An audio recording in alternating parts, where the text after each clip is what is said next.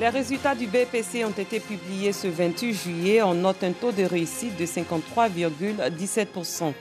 La coalition d'opposants au Mali M5-RFP a rejeté ce mardi le plan de sortie de crise adopté la veille par les chefs d'État d'Afrique de l'Ouest et réitéré son exigence d'une démission du président Ibrahim Boubacar Keïta. Bonsoir, vous suivez le 19h sur RTI2. Les résultats du BEPC 2020 sont connus. Le pays a enregistré plus de 240 000 admis sur plus de 400 000 candidats avec un taux de réussite de 53,17%. L'information a été donnée ce mardi par la directrice des examens et concours, Mariam Dosso. Bintou Pekele, Pagasorokoni.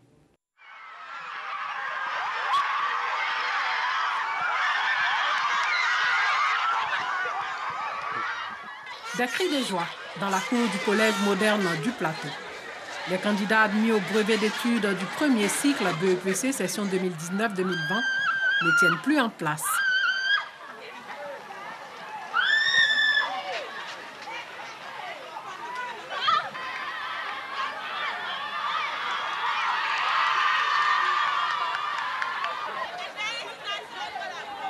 Oh, ma maman, c'est parce qu'elle n'était pas ici. Elle est partie au village. Donc elle appelle pour me dire d'étudier. Donc je suis heureuse. Quand tu fais un travail et puis tu vas le fruit de ton travail, tu es vraiment content. C'est ma deuxième fois. La deuxième fois, vraiment, je suis content. J'ai une soeur, je suis très heureuse. Ma maman serait contente. Cette année, la crise sanitaire liée à la maladie à coronavirus a changé la donne. Pas de proclamation publique. Seuls les candidats ont accès au centre d'examen et prennent leurs résultats à tour de rôle dans les salles de classe. Quand ils arrivent, on prend la peine de vérifier la convocation pour voir dans la salle dans laquelle il a composé. Et puis après, il doit signer. Après la signature, on lui remet le relevé. Le Collège moderne du Plateau a réalisé un taux de réussite de 70%. Mélène Kwa, candidate libre, ne sautera pas de joie. Elle n'est pas admise, mais garde espoir. J'ai fait au moins 6 ans sans partir à l'école. Donc, c'est un candidat libre que j'ai fait. Voilà. Donc, bon, j'ai un peu peur. Et puis, bon, ça me fait mal d'une part parce que mon père a mis tout son espoir sur moi, sachant que j'allais faire au moins quelque chose. Mais ça n'a pas marché. 53,17% de candidats sont admis au BEPC cette année sur toute l'étendue du territoire, selon la directrice des examens et concours.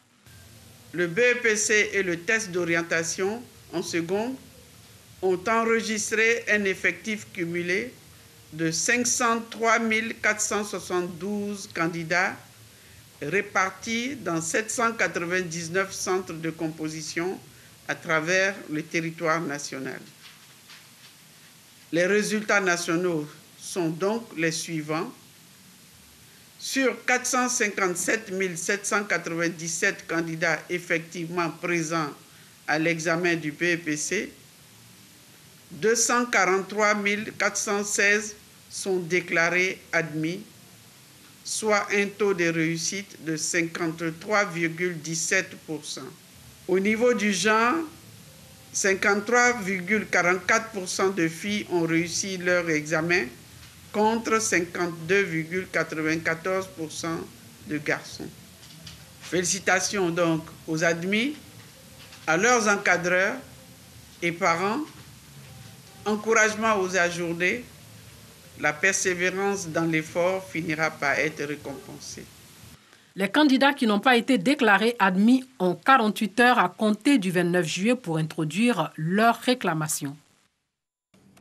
Et sachez que les numéros de téléphone basculent de 8 à 10 chiffres à partir du 31 janvier 2021 et ce sera à minuit. C'est ce qu'a déclaré Bilé Diemeleou, directeur général de l'autorité de régulation des télécommunications TIC ARTCI, au cours d'une conférence de presse qu'il a animée ce mardi dans l'enceinte de l'Institut à Abidjan. Selon lui, le nouveau plan national de numérotation consacre le passage de 8 à 10 chiffres car l'ancien plan est arrivé à saturation. Les fidèles musulmans se préparent pour la célébration de l'Aïd el-Kébir ce vendredi. Pour une bonne célébration, certains fidèles préfèrent acheter le mouton la veille. D'autres, par contre, aiment l'élever, peu importe ce que cela peut lui coûter en matière de nourriture et en santé. Charles Tatou. À quelques jours de la célébration de la Tabaski, les fidèles musulmans se mobilisent pour l'achat de leurs moutons du sacrifice. Les 3 marchés de bétail de la ville de Bouaké, déjà bandés de moutons de la fête. Des bêtes venues des pays du Sahel et celles de la Côte d'Ivoire, connues sous le nom de Dialonké. Il y a beaucoup de qualités de moutons. Il y a pour Sahélien, il y a pour la Côte d'Ivoire aussi. Ça aussi, on fait tabaski, c'est bon viande aussi. Si le cours là, ça veut dans les 300 têtes ou 100 têtes là, beaucoup qui va payer ça. Parce qu'il y a beaucoup de viande, il y a bonne viande aussi. Bon, Sahélien là aussi, les pays loin, tout le monde ne peut pas payer. Même c'est forcé. À cause de tabaski, c'est ça pour aller manger, c'est tout. Mais quel genre de moutons faut-il pour le sacrifice? Pas payer des moutons qui ont les cornes cassées, ou des moutons qui sont bornes, ou bien des moutons qui ont une blessure, c'est pas bon. Il faut payer des moutons qui sont bien en forme, avec tous leurs membres complets. L'attitude d'un habitué de l'achat du mouton de la Tabaski qui n'a plus eu de moyens. Si tu n'as pas les moyens pour payer le mouton, ce n'est pas grave, parce que le professeur Allah, il a tué 2 moutons dans sa vie. Le premier mouton qu'il a tué, c'était le sacrifice pour lui-même. Et le second mouton, c'était le sacrifice pour tous les musulmans qui n'auraient pas les moyens de payer le mouton. Pour une bonne célébration de l'Aïd el-Kébir, certains musulmans préfèrent acheter le mouton la veille. D'autres, par contre, préfèrent l'élever à la maison, peu importe ce que cela peut leur coûter. Quand je l'élève, maintenant je prends dedans pour faire les fêtes des tabaski. Voilà, mais je ne paye jamais. C'est-à-dire, quand ils font des enfants, je garde pour les prochains tabaski. Plus de 15 ans. Les ailes, ça me revient tous les mois 15 000. La santé du mouton de la Tabaski préoccupe aussi bien les commerçants de bétail que les agents des services vétérinaires, déjà à pied d'œuvre pour les conseils et les soins des bêtes. L'année dernière, il y a eu une intoxication au niveau de ces animaux-là. Et nous avons été interpellés et on est venu, on a procédé à la saisie de tous ces animaux qui ont été tués par la consommation d'une plante qui serait toxique et que le propriétaire ne s'était pas rendu compte et il a donné à ces animaux. Et quand ces animaux ont commencé à mourir, ils nous ont fait appel et nous sommes venus. Nous avons procédé non seulement d'abord à la saisie de tous les animaux qui sont morts et qu'on a procédé à la destruction à l'abattoir municipal. Ensuite, on a mis les animaux restants en quarantaine pour suivre leur état de santé, jusqu'à ce qu'on se rende compte qu'il n'y a plus de malades au niveau de ces troupeaux-là. Pour éviter la situation malheureuse de l'année dernière sur le site de Sakabo, le plus grand marché de bétail de Bouaké, commerçants de bétail et vendeurs d'herbes ont été instruits sur les plantes à utiliser pour la nourriture des bêtes. Nous restons à Bouaké. Les acteurs de la santé réfléchissent à la réforme hospitalière. De quoi s'agit-il concrètement? Soro Corona nous donne des réponses. La Côte d'Ivoire a entrepris depuis 2012 une réforme hospitalière. Ce processus a abouti à la promulgation de la loi 2019-678 du 23 juillet 2019 portant réforme hospitalière. Pour que ce processus puisse atteindre sa vitesse de croisière, des tests d'application doivent être pris par les acteurs du système de santé.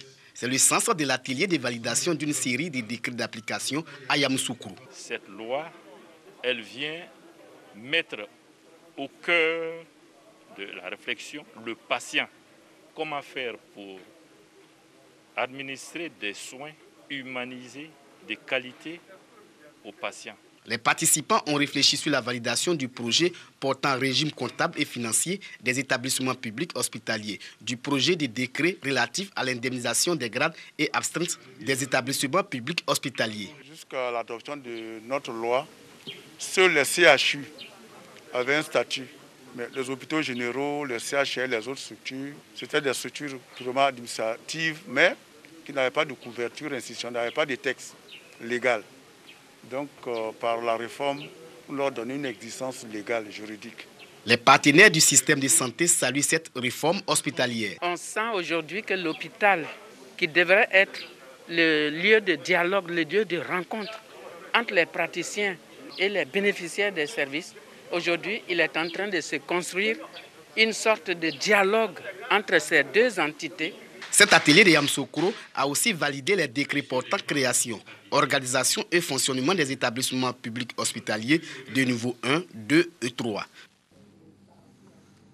Le projet PICUDAS, projet d'infrastructure pour le développement urbain et la compétitivité des agglomérations secondaires, a été lancé récemment. Il vise notamment à promouvoir la performance des infrastructures économiques et soutenir le développement du secteur privé. Son coût, 15 milliards de francs CFA. Kwadio Kwame.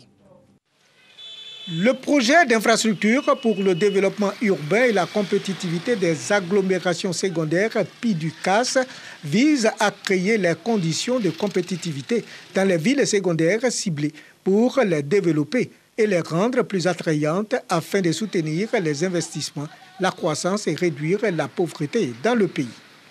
La première phase du projet va concerner les villes pilotes de Bouaké et San Pedro, qui sont des pôles de développement stratégiques. L'idée, c'est de créer des pôles économiques attrayants en dehors d'Abidjan, afin qu'on puisse éviter l'exode vers Abidjan. Je vais à Abidjan pour chercher du travail. On peut rester sur place et gagner sa vie correctement. La cible du projet, les organismes gouvernementaux, les opérateurs du secteur privé, les femmes et les commerçantes évoluant dans le domaine de la production.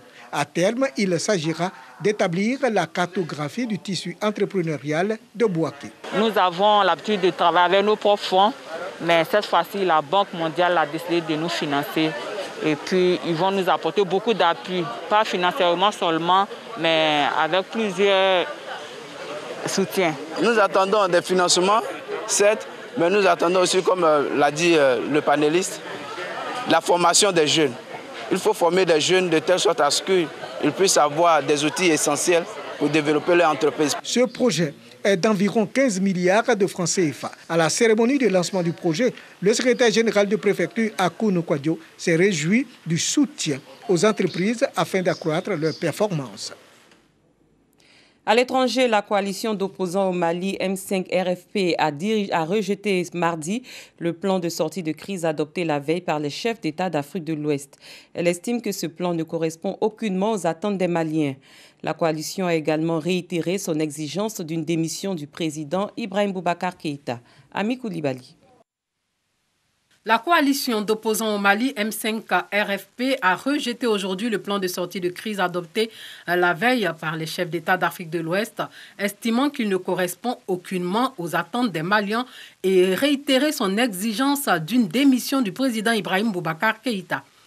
Le M5 RFP, qui avait décrété une trêve jusqu'à après la grande fête musulmane de l'Aïd el-Adha, prévue vendredi, affirme que le peuple malien demeurera mobilisé et déterminé pour la mise en œuvre de son droit constitutionnel à la désobéissance civile. Les 15 présidents de la communauté économique des États de l'Afrique de l'Ouest, réunis lundi par visioconférence, ont appelé les Maliens à l'union sacrée pour régler la crise dont ils craignent qu'elle entraîne le Mali dans le chaos, alors que le pays demeure l'épicentre de la menace djihadiste du Sahel. Le sommet a également demandé une recomposition rapide de la Cour constitutionnelle dont une décision modifiant les résultats des législatives est le déclencheur de la crise actuelle et réclamé un gouvernement d'union nationale avec la participation de l'opposition et de la société civile, tout en excluant un départ forcé du président Keïta. La CEDEAO avait encouragé le mouvement du 5 juin à participer à ce gouvernement et ce, dans un esprit de patriotisme. Les membres du Conseil de sécurité de l'ONU ont accentué cette pression en exhortant toutes les parties à suivre ces recommandations sans délai, après avoir exprimé leur profonde préoccupation. Fin de ce 19h. Merci de votre aimable attention. Très bonne soirée. À très bientôt.